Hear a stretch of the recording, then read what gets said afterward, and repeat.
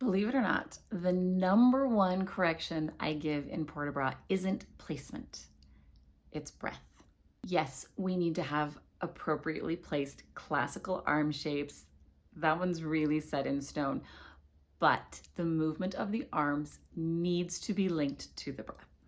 One really, really common preparation in a ballet class is to open the arms on 5, close them on 6, up on 7, and open 8.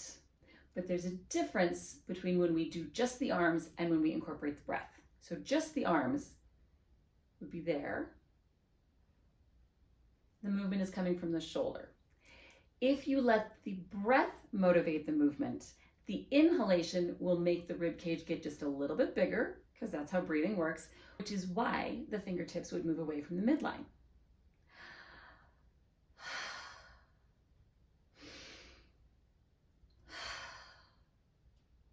I don't breathe that loudly when I dance, but you get the idea.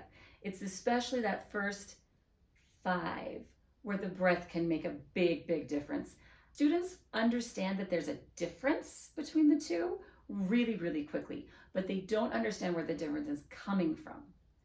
And because students are always trying and always doing their best, sometimes trying to approximate the coordinated breath look, that's when we get really wristy and really elbowy, like out and a down and an up and around and, like that kind of thing.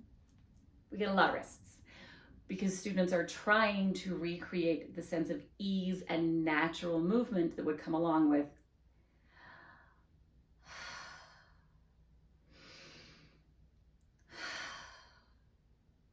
which is why it's important that we explain it to them.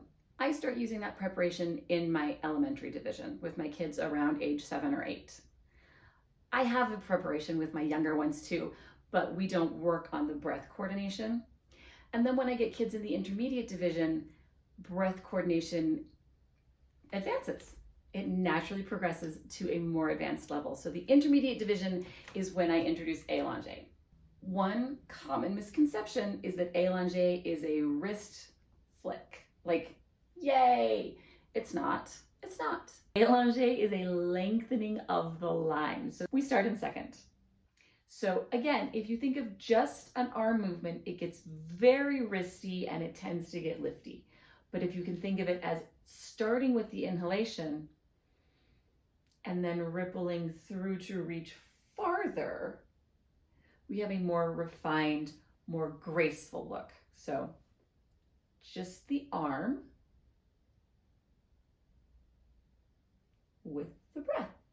When students understand how to link their movement and their breath, it's much easier for their movement to become more graceful and more refined. It also can help with endurance because they're actually breathing. So it sounds like a really, really simple idea, but it actually can have really long-ranging effects on their training. So if you have a group and they just don't quite look as refined as you're hoping, but you know that the technique is lining up with what would be an appropriate expectation, look at how they're using their breath.